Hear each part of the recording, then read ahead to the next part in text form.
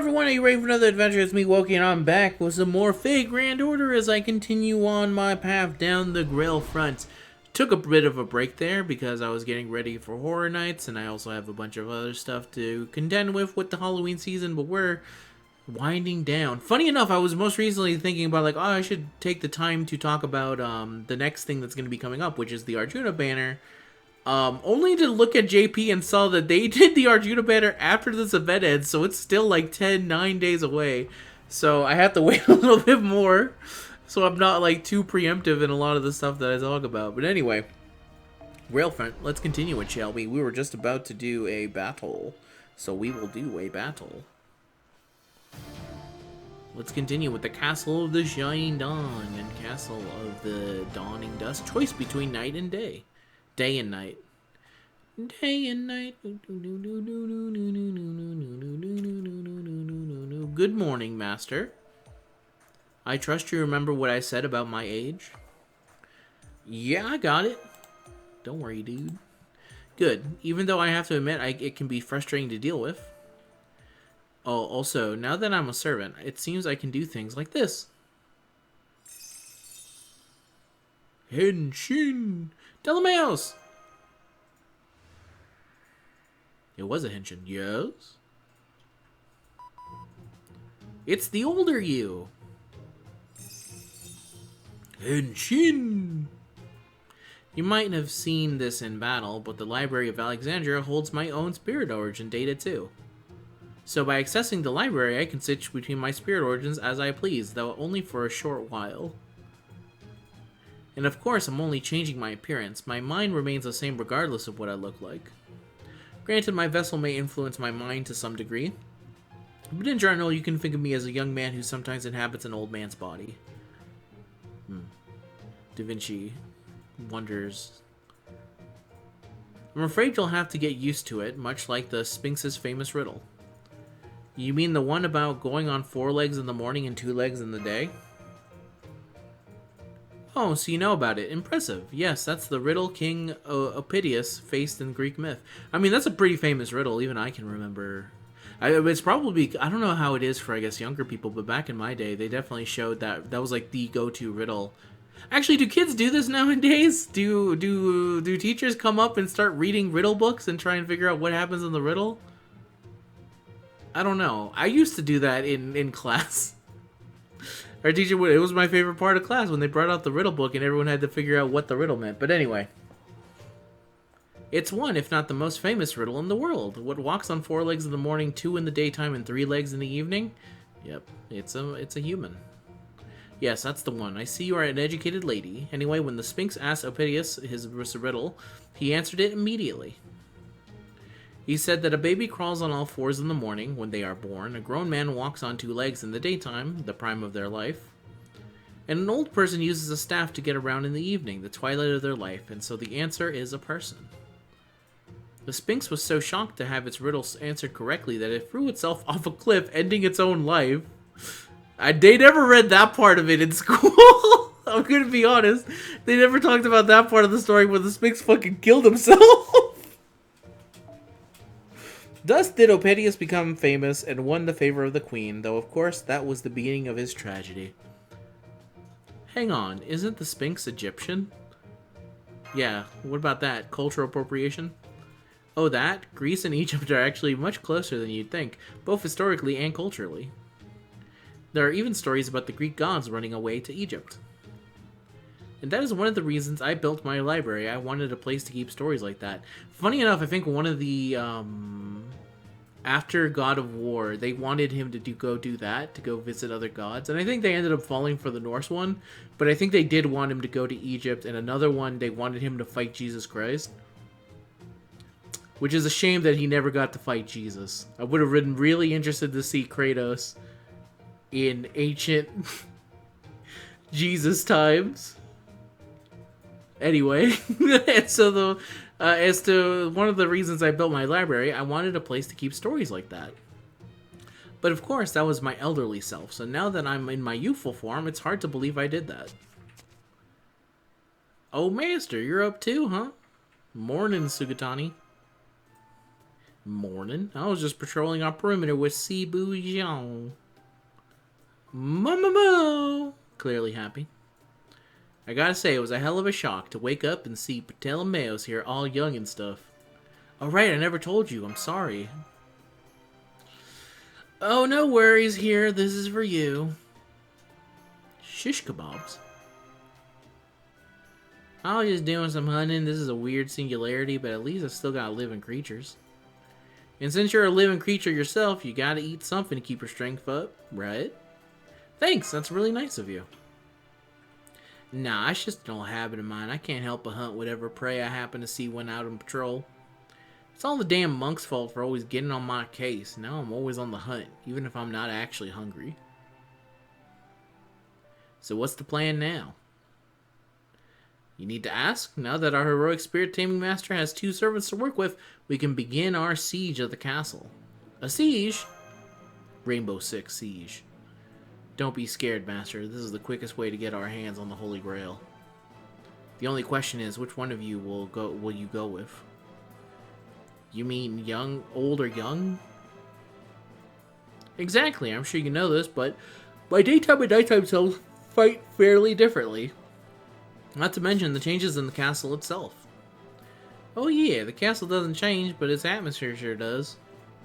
I can already tell the sneaking in during daytime would be a completely different beast from doing it at night.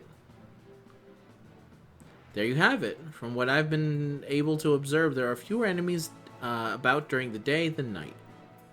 However, night offers more favorable positions to us than day. I'm sure Sugatani can handle either, so you should decide which best suits your own preferences. Although, to be honest, my old comrade would probably be better at mounting a siege than me. Old comrade? He and I always said we'd go to Okeanis together one day, but that is a story for another time. That he was better at this sort of things by no means says I am bad at it. Rest assured, you are in good hands. You are in good hands. Ding. Thank you for the Saint Quartz. You can progress through the story by choosing either day or night. The story of the route you don't choose will be registered in material in my room as you progress through the main story, and you can reread it later. Whether you choose day or night, you will be able to play the Grail fronts from the route you didn't select once you've cleared the one of the routes you choose. Whether or not you play the routes Grail fronts is optional and will not affect progress of the story. First clear rewards for clearing each Grail front can only be obtained once for each day or night. Try taking the day or night Grail fronts from the route you didn't select. Okay. Okay. I guess we'll go day, since we're here today. Alright, I get it. Okay. We'll go in during day.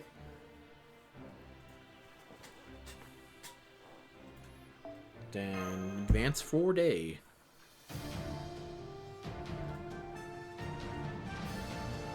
Advance during the day. Before. Loading. Faux loading.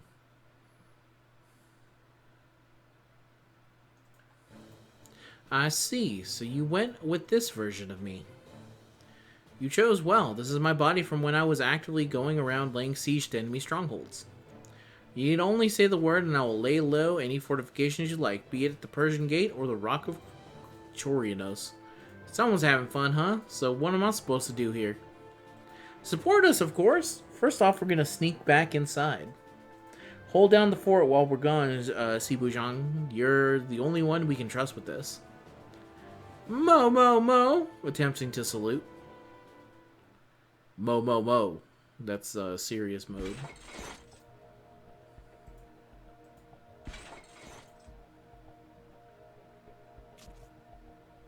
Okay, let's walk and talk, but quietly.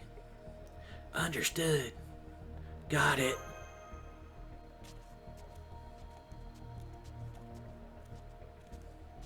The first thing you need to know is that laying siege to a castle is like it's done in 2 phases. The first phase is a battle to infiltrate the castle, the second is a battle to capture it. In this case, we're already inside, so we don't have to worry about infiltration. All we have to do now is capture it. The only problem is the general. General? You'll see soon enough. general problem. It's a big-ass throne. This must be the throne room, and is that... a giant? Oh, come on. Is that thing even alive? It's got freaking dust on it. It is, unfortunately, and take a look at its feet. For free? Its feet are dogs? Oh, no. Cerberus. Ah, so you know about him. Yes, that's the very beast who guards the gates to the Greek underworld. Now you can see why I didn't feel confident trying to recapture this castle on my own. Gotcha. So this is why you were looking to bolster your forces. You're more cautious than I thought, Telemeos. If one should act recklessly only in extremis, it's always better to build things up properly when you can. Ideally, we would assassinate the pair of them right now, but I doubt a single shot from the matlock will be sufficient to instantly kill them both. Yeah, no way I could do that. This thing's meant for people. Maybe I could take down one of the Tengu underlings, but that's it. The only way I could handle something like a Dowler Babochi or an Uabami would be if we worked together. Does that mean you could handle them if we did? If that's what it sounded like to you, then sure, why not? Understood. Are you ready, Master? Sure am. What's the plan? Take another look at the throne. It's got shiny shit on it. I see it too. The whole throne is covered in very, very potent magical energy. Then does that mean... That's right, the Holy Grail's inside that throne. Which is why our primarily objective in this battle is to defeat the giant and claim the throne for ourselves. Once the giant is defeated, we should be able to stop the Shadow Knights from endlessly spawning. Then that's what we'll do. Let's go, Master. I assume now that they've stopped talking in whispers. They probably stopped a while ago. They could have stopped trying to do whispers. Now let's do this Grail front. I thought that I was already ready to do the Grail front, but apparently not. Conquest Battle Day.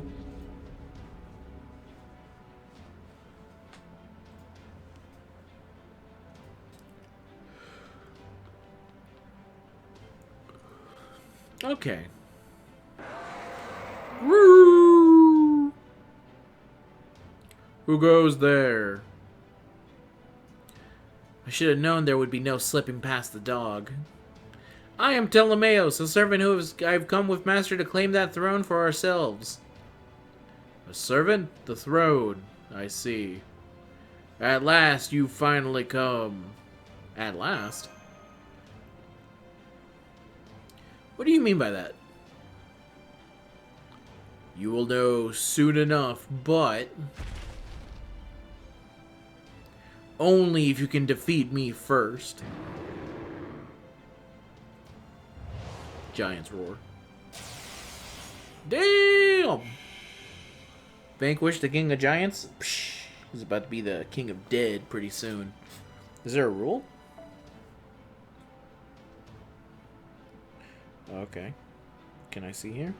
Vanquish the king of giants. Defeat. Master Dungeons resisted 0. Becomes impossible to meet the victory condition. Okay.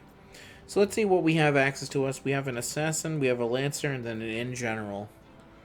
This is a saber, so we would probably... I mean, we have a lancer right there. So if we take a look at everyone else... we have saber, caster, rider... okay. So first thing for assassin. I'm gonna go with my main girl here. And then for lancer... Middleton would probably be good if we could sneak up on him. But I'm going to go with Skahawk here. And then finally, for the last one... actually, no. Because it's going to cost a lot. I'm going to go down to Ku. Ku's cool. And then for an in general one... Them being Saber means it'd be a good idea to pick someone who would have type advantage of some kind or could handle all this. I feel like my main go-to is always going to be... this is one of the 7 classes, correct? Okay. Yes, then I will go with Beast Nero then. And then I don't think I need to do a... I mean, I can give them CEs. But it's not really going to be... There we go. She gets the 1 CE. The rest of these are fine. Go.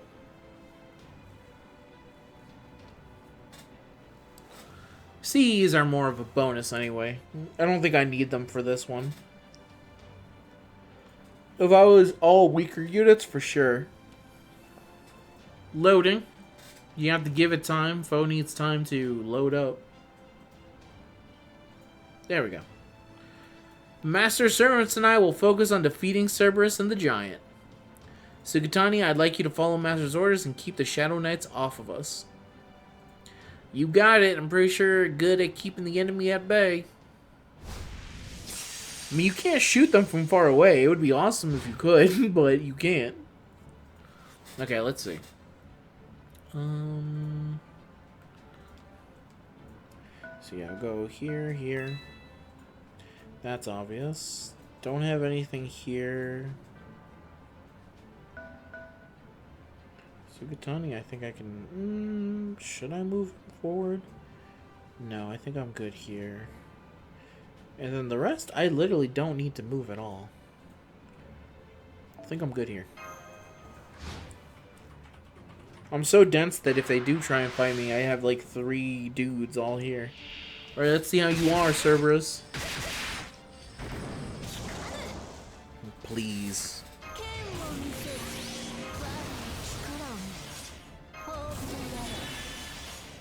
And then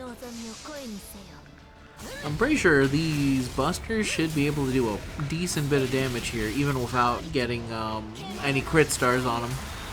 Yeah, there we go. Nice, nice, nice.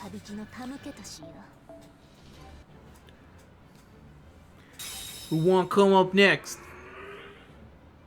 That's what I thought.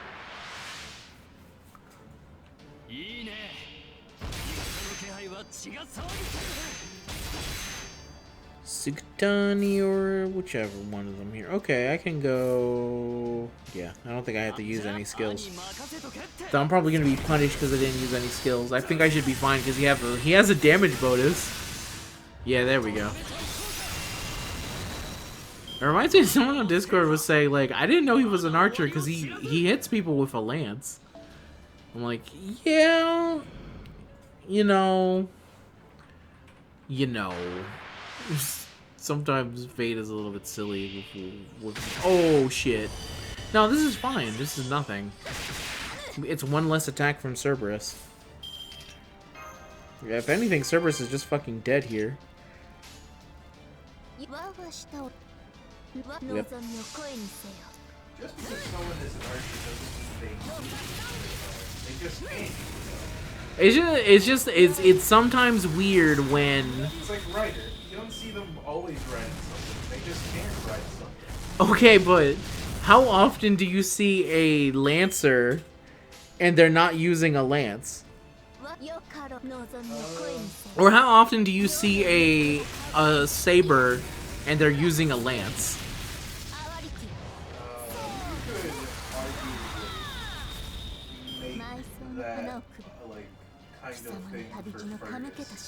Because what is the Calibug but a spear sword? I guess it is kind of like a spear. Ooh! It is kind of like a spear sword. Well done, Cerberus. We had a good run. Oh, don't make me feel bad about Cerberus. That's kind of fucked up. He didn't give a fuck about the other guy, though. Ibuki Doji in her larva form is just a snake. Yeah, but that's pretty berserk towards... I guess there's she uses a sword, doesn't she? She gets her sword later.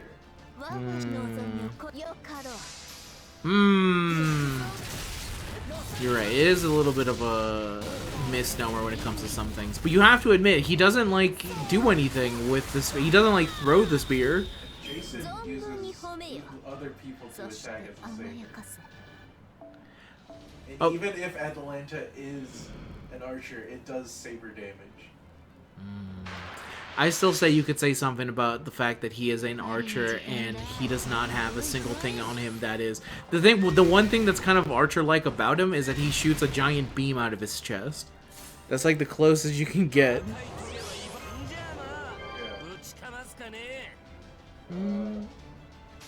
Mysterious alter ego. The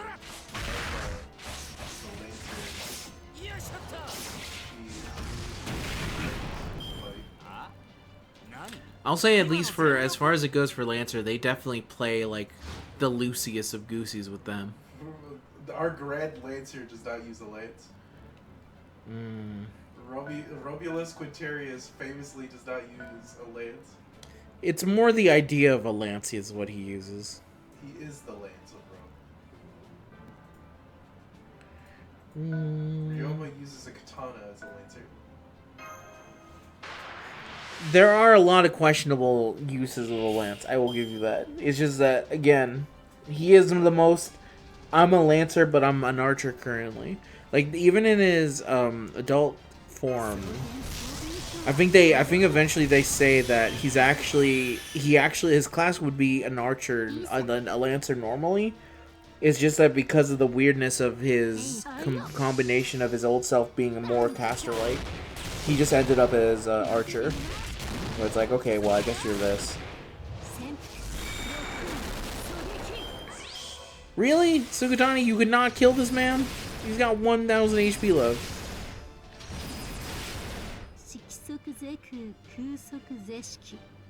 But yeah, there's a lot of cases that could be made for specific classes and servants. Like, you'd expect, like, every caster to have at least, like, some form of scepter to cast things. Some way of doing it, yeah, but not all of them. But Geronimo has a knife.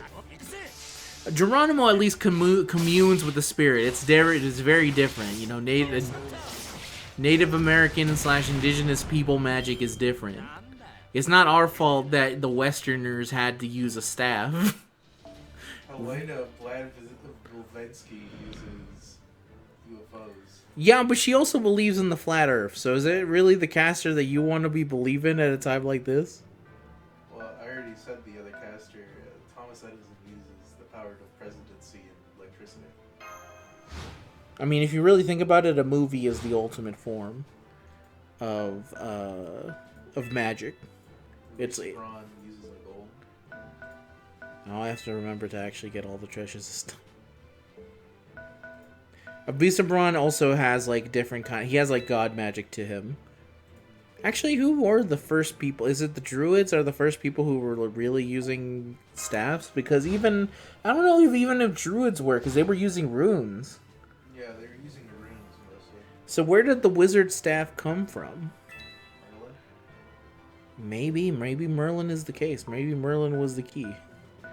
Alright, get in there, Draco. Kill this giant. I need you to summon forth God's unholy army.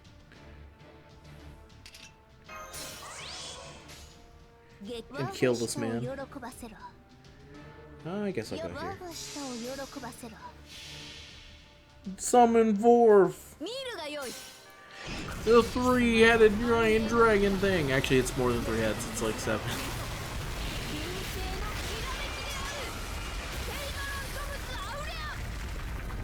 There we go. Close enough.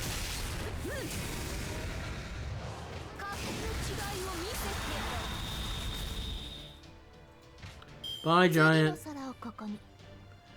Alright, Telemaeus, it's time for you to come in here and sweep it up.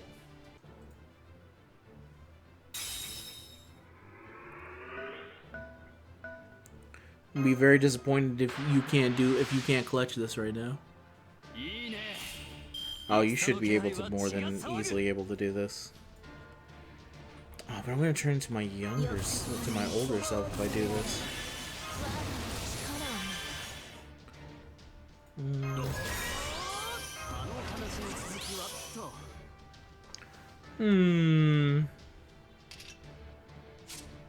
Sure.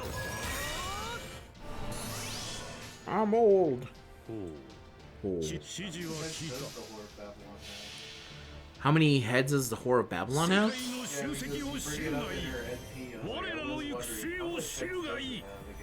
I'm pretty sure it's 7 for the 7 deadly sins, is it not? I'm pretty positive. I'm almost positive there has to be 7 heads for the 7 deadly sins. I'm pretty sure because they said it's either 7 or 8 because they said in you really did defeat me. This castle is now 7. See, it makes sense. Victory! 7 for the 7 deadly sins and each of them named after. Plus, I'm pretty sure that's what we were looking for in the story with Babylon. We were recollecting all of the heads and each head was a different sin. Exactly. We got a bunch of sweet rewards here. And I'll continue on in the next video. So, until next time. Say goodbye, boy. Bye. Peace out!